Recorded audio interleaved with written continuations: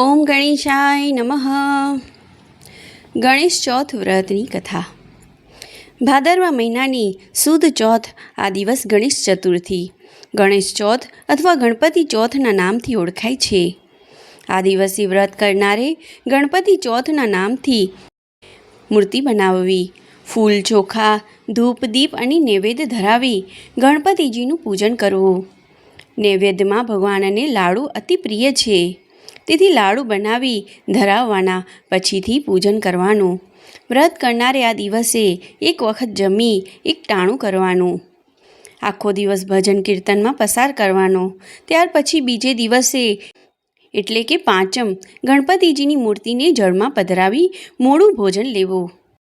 બ્રાહ્મણોની દાન દક્ષિણા શક્તિ ભક્તિ અનુસાર શક્તિ મુજબ અન્નદાન વસ્ત્રદાન કરાવવું. ગણેશ ચોથની વાર્તા.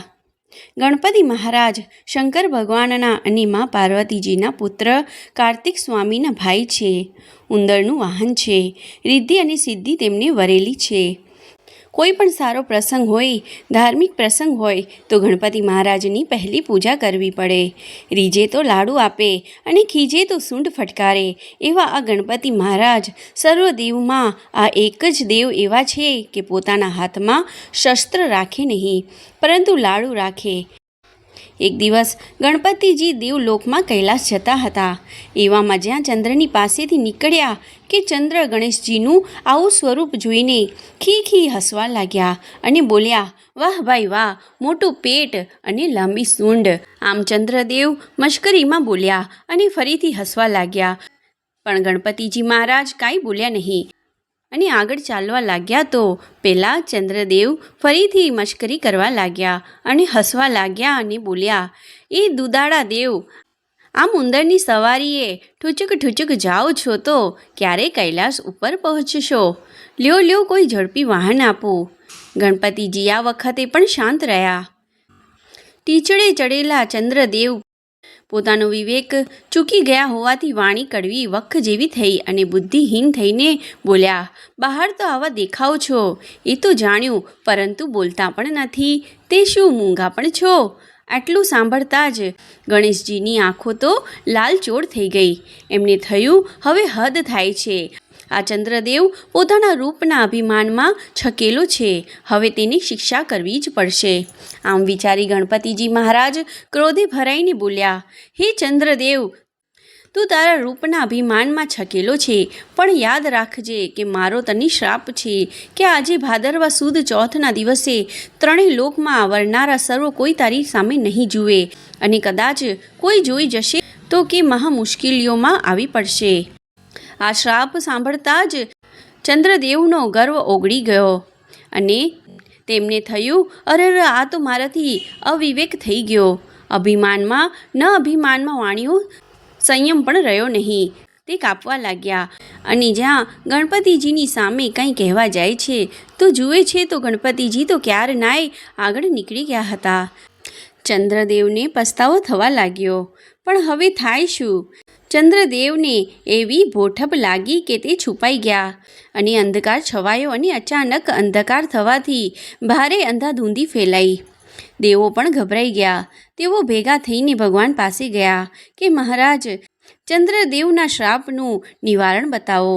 ભગવાન કહે, દેવતાઓ સાંભળો, આ તો ગણેશજીનો શ્રાપ છે, માટે તેમના સિવાય શ્રાપનું નિવારણ કોઈ બતાવી શકે નહીં.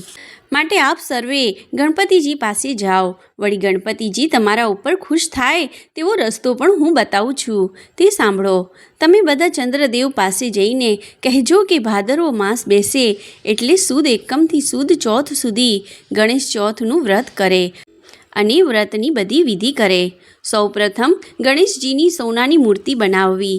જો સોનાની ન બનાવો તો સ્થિતિ પ્રમાણે કોઈ પણ ધાતુની બનાવવાની, અને એ પણ શક્ય ન હોય તો ગણેશજીની છબી લેવી. પછી એકમથી ચોથમાં જે દિવસ શુભ હોય તે દિવસે સારા ચોઘડિયામાં ગણેશજીની સ્થાપના કરવાની. પછી તેનું પૂજન કરવાનું, લાડુનું નૈવેદ્ય ધરાવવાનું. પછી વાજતે ગાજતે એ દિવસે સાંજે ગણપતિજીની મૂર્તિને જળમાં પધરાવવાની. એ દિવસે બ્રાહ્મણોને જમાડવા, દાન કરવું. આમ કરવાથી ગણપતિજી મહારાજની કૃપા ચંદ્રદેવ ઉપર થશે. ગણપતિજી મહારાજ તેના ઉપર પ્રસન્ન થશે અને તેના શ્રાપનું નિવારણ થશે. દેવતાઓના કહેવાથી ચંદ્રદેવજીએ ગણેશ ચોથનું વ્રત કર્યું. વિધિ પ્રમાણે વ્રત કર્યું અને ગણપતિજી તેના ઉપર પ્રસન્ન થયા.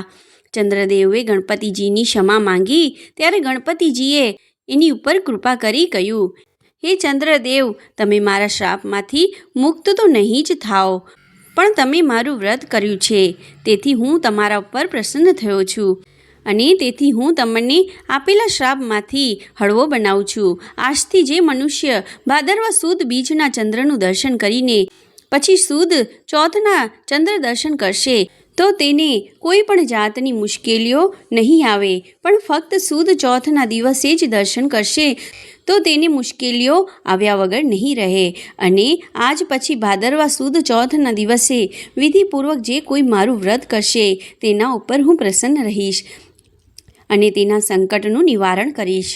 એ ગણપતિ મહારાજ, આપનું વ્રત કરનારને, સાંભળનારને, કથા સાંભળનારને આપ જેવા ફળ્યા તેવા આજે અમો બધાને ફળજો. બોલો ગણપતિ મહારાજની જય.